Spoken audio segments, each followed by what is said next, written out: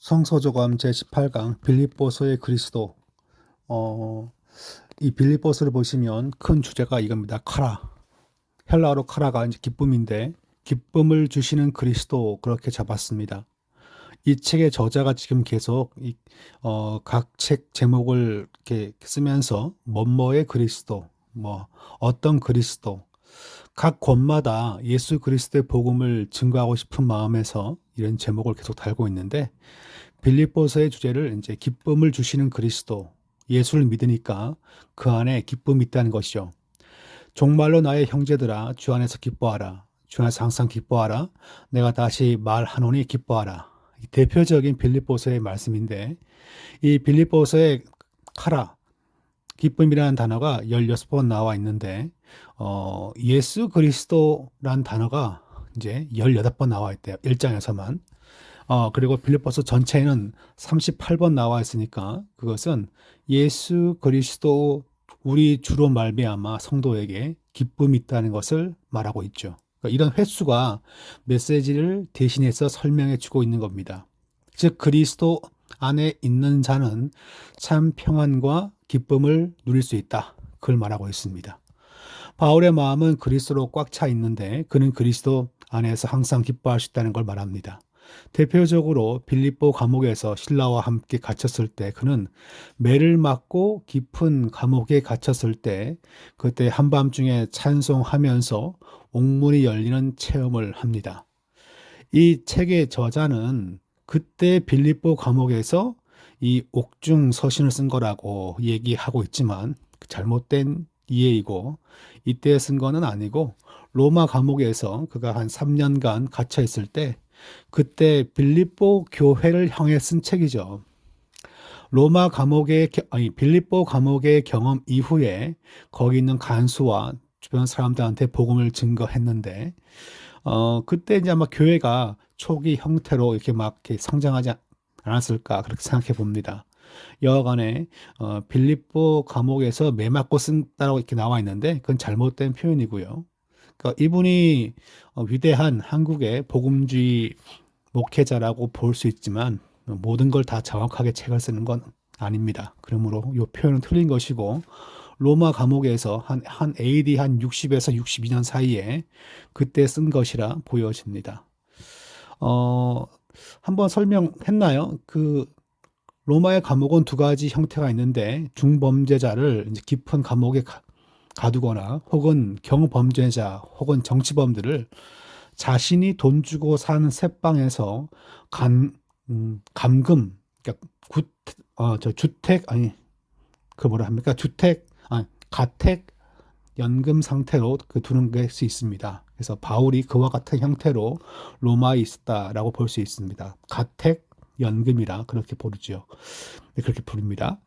빌립보서의 메시지를 보시면 1장은 바울이 예수 안에 있는 생명을 얘기했고 두 번째는 이 그리스도는 바울의 마음을 표현한다. 즉 그리스도 예수의 마음이 성도의 마음 가운데 있는 것인데 힘든 일이 와도 참고 견디는 겸손의 마음이 있다.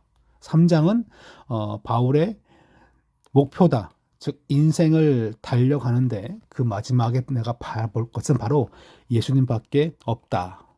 이제 이런 식으로 표현을 한 것은 솔직히 이렇게 서술적 혹은 명시적 표현이라기보다는 약간 문학적인 표현입니다. 이분이 시를 많이 쓰시는 분이셨는데 이렇게 설교를 듣다 보면 되게 감성적이에요. 근데 이제 이렇게 어떤 철학적으로 쓴 단어가 그러니까 논리적으로 이렇게 이런 걸 잘 구분하신 건 아니고요. 그냥 이제 이렇게 멋있게 말을 쓰시는 걸 좋아하시는데 바울의 마음, 바울의 목표, 네 번째는 바울의 능력.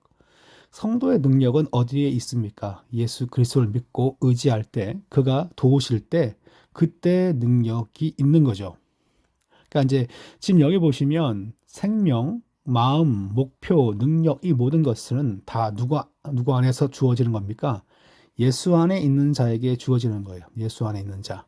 예수를 붙잡고 예수를 앙망하는 자에게 주어지는 것입니다. 그냥 교회만 나오면 주어지는 것이 아니란 거죠. 그러므로 기도하고 의지하고 주님을 의지하고 또 믿는 삶이 우리에게 늘 필요하다는 것을 이것을 다 의지하는 자에게 주님은 생명이 되어 주시고 또한 우리 인생의 목표를 주님을 늘 쫓아갈 때 또한 주님을 간구할 때 응답의 능력이 됩니다. 그죠?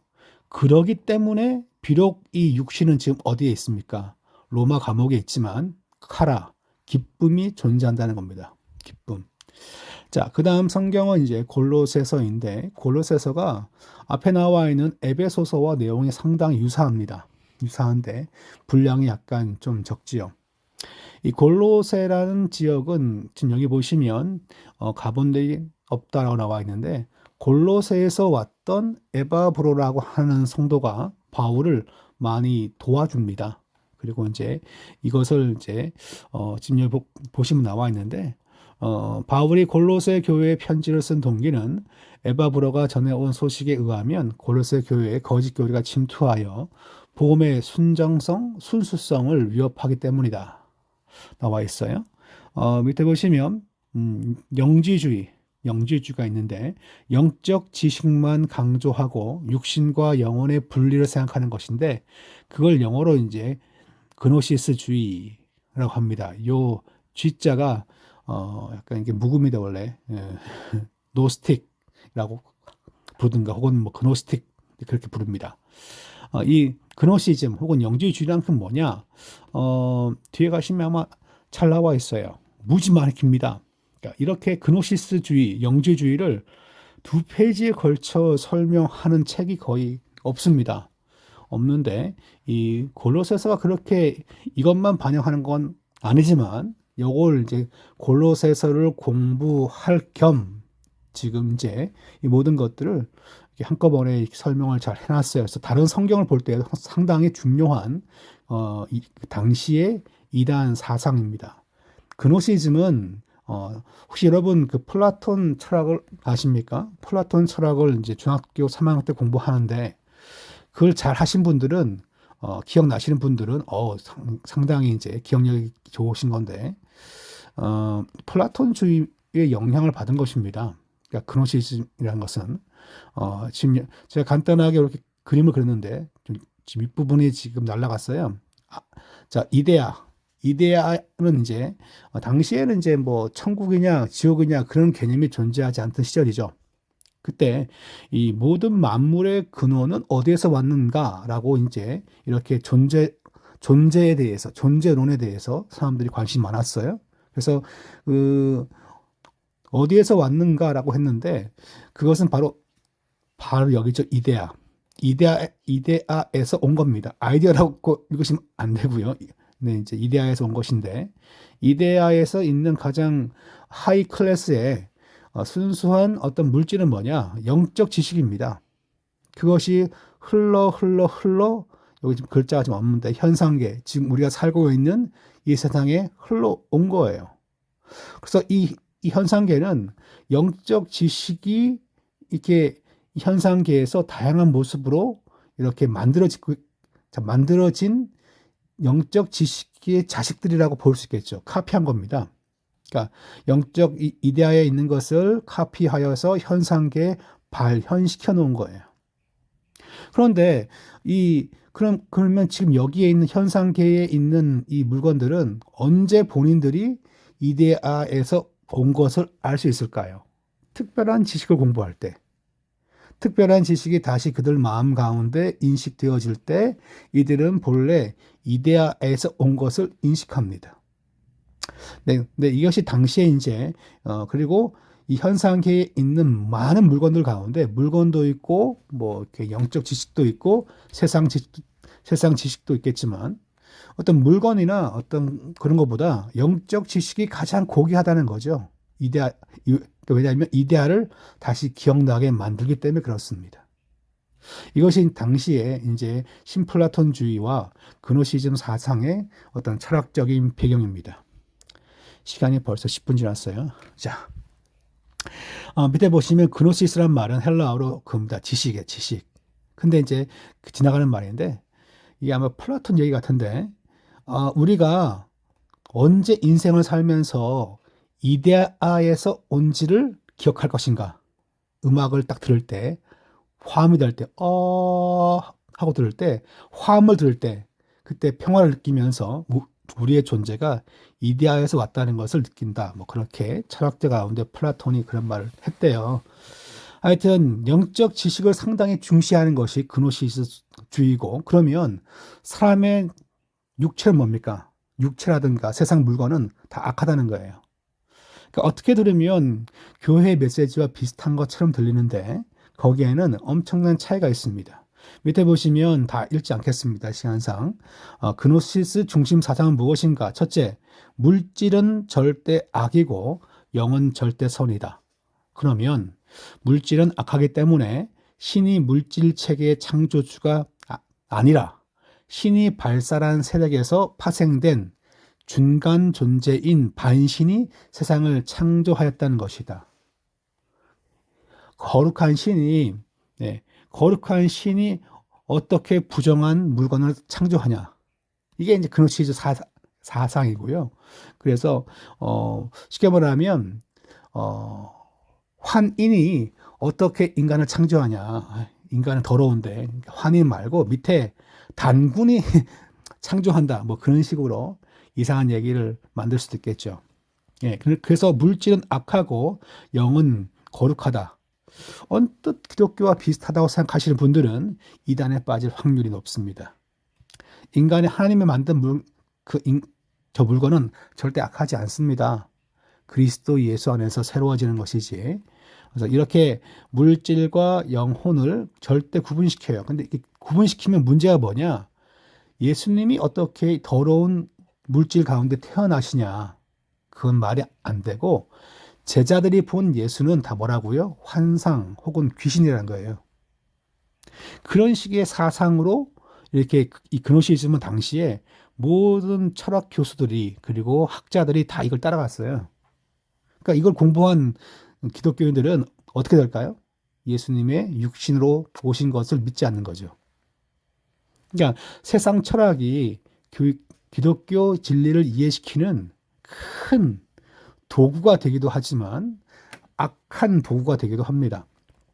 두 번째, 그래서 예수의 유일성을 부정했다. 유일성이란 말은 예수님이 하나님이시고 전능자가 되시고 그걸 다 부인합니다. 인간을 왔기 때문에, 그러니까 예수는 중간 존재다라고 이렇게 불러요. 자, 세 번째, 물질이 악하니 육체도 악하다고 가르쳤다. 육체가 악하기 때문에 하나님의 특별 계신 예수는 혈육을 가진 육체가 없고 가현에 불과하며 가짜 현상이라는 거예요.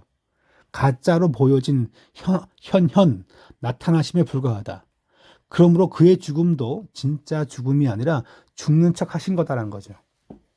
어떻게 예수님이 그 거룩하신 분이 더러운 육체를 입고 와서 더러운 육체의 죽음을 맞이하냐. 그러니까 철학이 성경 내용을 왜곡시킨 겁니다. 그러니까 지금 여러분들은 이걸 들으면서 아무 생각이 별로 없을 수도 있고, 제가 1년 전에 서울에 그 여자 목회자 설교를 들었는데, 대형 교회입니다. 유명합니다. 이단 얘기를 하더라고요. 이거와 똑같은 얘기를 해요. 근데 그걸 들었던 수많은 남자 목사들이 영지주의인지 몰라요. 그분이 약간 신학자 사고방식이. 그러니까 많은 목회자들도 지금 이 영지주의적 생각을 많이 해요. 육체는 악하고 영혼만 깨끗한 것이다. 그러면 영혼만 하나님께 드리면 되나요? 그죠? 그럼 뭐 헌금도 하지 않고 기도 생활도 하지 않고 찬송도 안 부르고 우리 마음만 주님께 드리면 됩니다라고 하는 엉터리 신앙 고백을 하는 것에 대한 책임은 누가 집니까? 예, 제가 그분들과 싸울 건 없지만, 네 번째, 육체는 악함으로 육체의 소욕이나 행위를 부정하여 죽이든가 혹은 반대로 누르든가 하는 경향을 나왔다. 그러니까 쾌락주의가 있고 금욕주의가 있어요.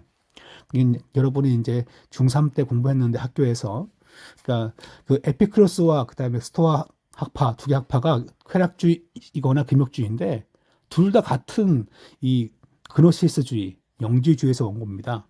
육신은 어차피 버릴 것이니 대충 살아도 영혼만 깨끗하면 오케이. 쾌락주의. 하고 싶은 거 다 해요. 그리고 하는 말이 나 구원받았어. 예. 대표적으로 한국에 있는 이단 가운데 구원파가 이렇죠. 구원파가. 극단적인 구원의 확신을 강조하면서 멋대로 살아도 우리 영혼은 오케이. 예, 이겁니다.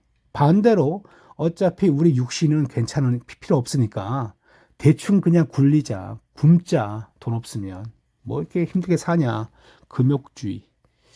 둘 다 정반대인 것처럼 보이지만 둘 다 이렇게 그노시스주의와 관련되어 있습니다. 다섯 번째, 이 그노시스주의자들 혹은 영지주의자들은 금욕적인 면이 있는 반면 극도로 육체에 대한 방종에 흐르기도 했다. 이건 교회 역사가 좀 전에 말했죠. 자, 그 다음에 그노시스주의는 인간의 구원 방법으로 특별 지식과 특별 통과 암호 같은 것을 제시했다. 이게 뭡니까? 자, 아까 제가 잠깐 영지주의의 어떤 약간 원래 사고방식을 내가 잠깐 얘기했는데요. 신에게서 멀리 발산된 것이 인간이기 때문에 인간이 신에게 돌아가는 데는 많은 장애물이 있어 특수한 신지식이 필요하고 그 통과물을 통과할 때마다 암호, 신비스러운 지식이 필요하다고 했다. 사실 영지주의는 그 사조가 많아가지고 뭐 똑부러지게 말하긴 뭐하지만 영지주의를 가만히 보면 기독교와 비슷한 게 바로 이런 부분이에요. 우린 저쪽에서 떨궈져 나왔으니 저쪽으로 돌아가야 한다. 그래서 심지어 자유주의 신학자들은 말하기를 영지주의를 가리켜서 혹은 플라톤을 기독교의 세례 요한이라 그렇게 부르기도 해요. 그것은 이제 당시에 이제 예수님 그 후대에 혹은 중세 시대 때 신학과 철학에 대하여 이렇게 폭넓고 깊이 모르는 시대였기 때문에 세상 사조에 대해 쉽게 개방되어 있기 때문에 그와 같은 이상한 말들을 많이 한 거죠. 그렇다면 구원이 일부 특수의 것인가? 아니다. 복음은 모든 사람이 믿어 구원을 얻을 수 있는 것이라고 바울은 주장했다. 그노시스 이단을 경계하자 오늘날에도 그노시스가 현대의 위장술로 변장하고 등장한다. 예수님의 신성을 부인하는 많은 운동이 침투되어 있다. 뭐가 있을까요? 여호와의 증인. 여호와의 증인은 예수 그리스도가 육체를 입고 올 수 없다는 기본 전제를 가지고 있습니다. 그래서 그리스도는 하나님이 아니라 하나님 만드신 최초의 피조물이라고 생각해요. 피조물. 그러니까 삼위일체도 거부하지만 예수는 하나님이 만드신 아들이다. 첫째 아들이다. 그러니까 맏아들이라는 말을 가리켜서 첫째 피조물이라고 그렇게 보고 있어요. 다 이것이 바로 예수님의 신성을 부인하고 또한 인성도 부인하는 신성과 인성을 부인하는 이단입니다. 자, 그렇게 이제 또 그 다음에 보면 지성을 강조하는 주지주의가 있다. 어떤 영적 지식만 많이 공부하면 된다. 생활이 엉망이어도. 서울서 목회하는 그 목사님의 교회는 이겁니다. 이거 지성을 강조하는 주지주의인데 뭐 큐티를 되게 많이 강조하거든요. 그래서 성경을 뭐 알고 지식을 알면 되는 것 아닌가요? 뭐 아주 간단합니다. 영적 지식을 아는 게 중요합니다. 그 한두 문장은 되게 틀린 말은 아닌데 1시간 설교를 딱 듣고 나니까 제가 영지주의구만. 그분이 이렇게 신학 공부를 했지만 깊이 있게 못한 거예요. 대부분의 신대원 학생들이 교단 신학교를 졸업하지만 MDB 공부할 때 깊이 있게 공부 안 하거든요. 그러니까 그분 목회는 뭐 부흥했을지 모르겠지만 제가 보기에는 지성을 강조하는 주지주의이자 혹은 이렇게 신플라톤주의, 영지주의에 가깝습니다. 단순한 제가 이 얘기를 왜 강조하냐면 저는 모든 목회자들이 이걸 다 할 줄 알았는데 작년에 공부할 때 저 교수님이 저한테 이걸 묻는 거예요. 그래서 제가 답을 하니까 그런 얘기를 하시는 거예요. 그분은 이제 독일에서 공부한 신학학자인데 많은 목회자들이 영지주의를 잘 모른다. 그런 얘기를 수업 시간에 딱 하는데 과연 모를까? 제 주변 사람들 다 물어보니까 잘 모르더라고요. 그래서 저처럼 어릴 때 신학을 처음 했을 때 이걸 상당히 좀 공부를 좀 나름대로 깊이 못했지만 길게 한 적이 있습니다. 자, 지나갑시다. 제 자랑은 아니고요. 복음은 만민의 것이다. 복음은 쉽게 누구 받아들일 수 있다. 복음을 믿는 자에게 구원을 주시는 하나님의 능력이다. 잘못된 복음이 이제 당시 있었는데 이 책에서는 이, 이 그노시스주의 사상은요 골로새서뿐만 아니라 여러분이 뭐 히브리서라든가 요한복음, 요한계시록 그 모든 걸 공부할 때 중요하고 점검해 봐야 될 책입니다. 마지막 성경 구절 한번 읽고 마칠게요. 누가 철학과 헛된 속임수 너희를 노력할까 주의하라. 이것이 사람의 유전과 사람의 초등학문으로 쫓음이요 그리스도를 쫓음이 아니니라. 철학이라는 것은 당대에 공부한 사람들이 당대의 사고방식을 논리적으로 정리한 겁니다. 그러므로 당대의 학자들은 다 여기에 동의합니다. 근데 그것이 우리를 빼앗습니다. 중요한 것을. 노력하기 때문에 항상 조심해야 된다. 복음을 잘 배워야 한다는 것을 말해주고 있습니다.